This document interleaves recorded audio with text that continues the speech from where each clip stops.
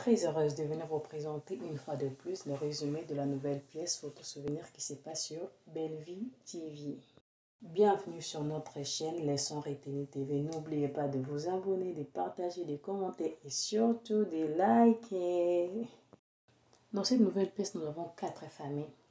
La première famille que nous vous présentons, c'est la famille des Maman Étoile. Maman Étoile a eu 2 enfants, mais un enfant est porté disparu. Elle est restée avec une fille qui répond au nom de Naomi Ngolela. Maman Étoile habite dans une même maison avec sa sœur Léa.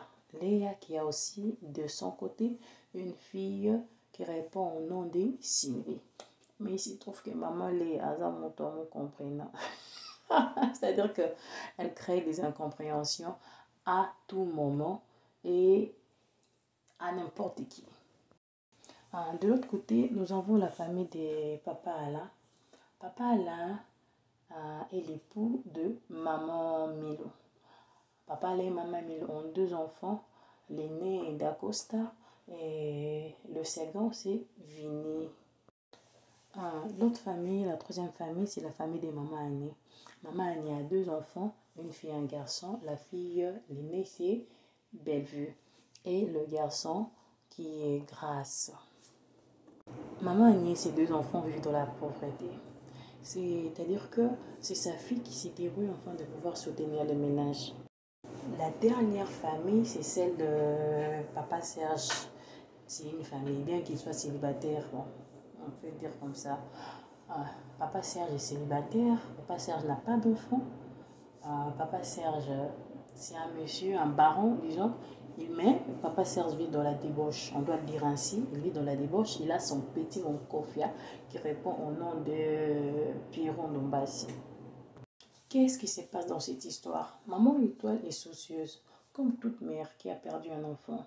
C'est-à-dire qu'on a l'espoir de pouvoir le retrouver. Mais au fur et à mesure que les années passent, on perd l'espoir et on ne reste qu'avec des photos, à penser que j'avais un enfant, j'avais un fils, voilà. Vous savez, quand une mère porte un enfant dans son ventre, les liens se créent.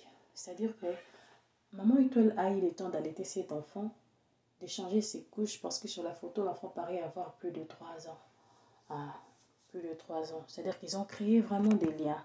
Et quand on vous l'arrache comme ça, donc vous ne savez pas qui il est devenu. C'est-à-dire que vous êtes un inconnu face à lui et lui est un inconnu face à vous.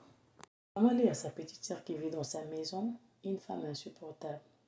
Elle manque du respect à tout le monde. C'est-à-dire qu'elle manque du respect aux petites amies de sa nièce, même à la maquilleuse.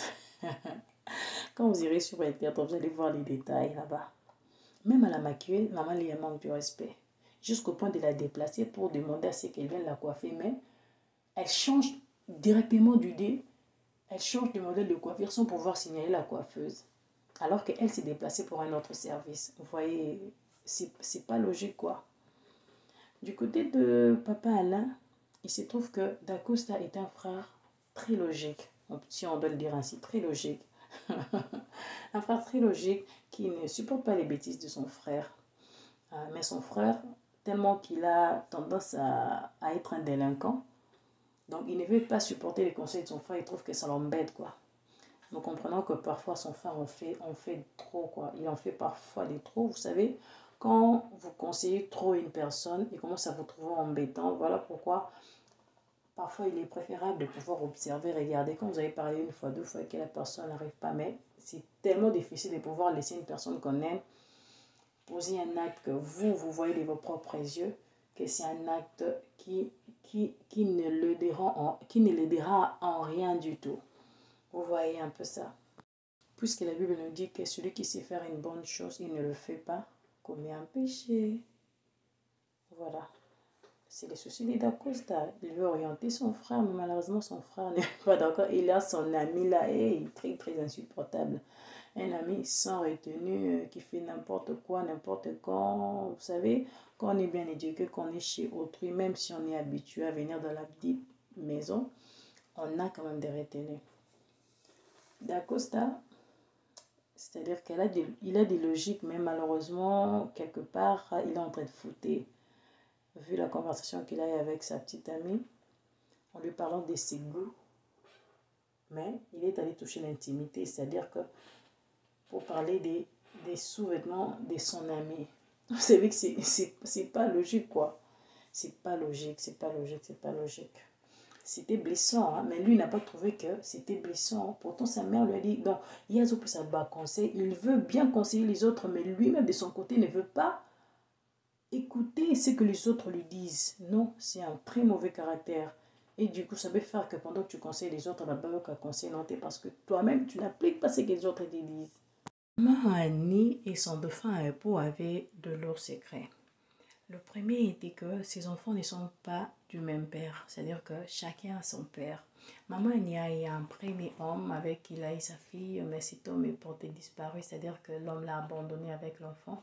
Et lorsque le second mari est venu, le second homme, si on peut le dire ainsi, qui a été son époux, il a accepté de prendre Maman Annie avec l'enfant et de pouvoir garder l'enfant comme si cet enfant était le sien.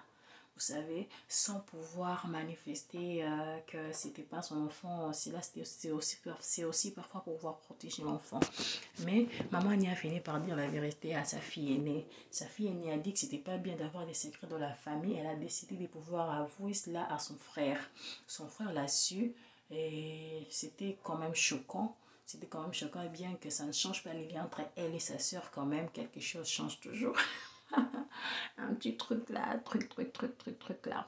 Parce que là, tu te croyais seul orphelin, mais non, vous croyez deux étant orphelins, donc vous étiez donc solidaires. Mais lorsque tu apprends que tu es le seul orphelin, ben, il n'a pas retrouvé parents naïfs, papa naïf, tantôt. Vous savez. Donc, c'est créé que maman Annie souffre d'une tumeur du cerveau. En ne sachant pas quoi faire, puisqu'elle vit de la précarité, elle attend juste sa mort. Elle ne voulait pas embêter ses enfants. Elle a quelque part aussi limité Dieu, comme disait sa fille.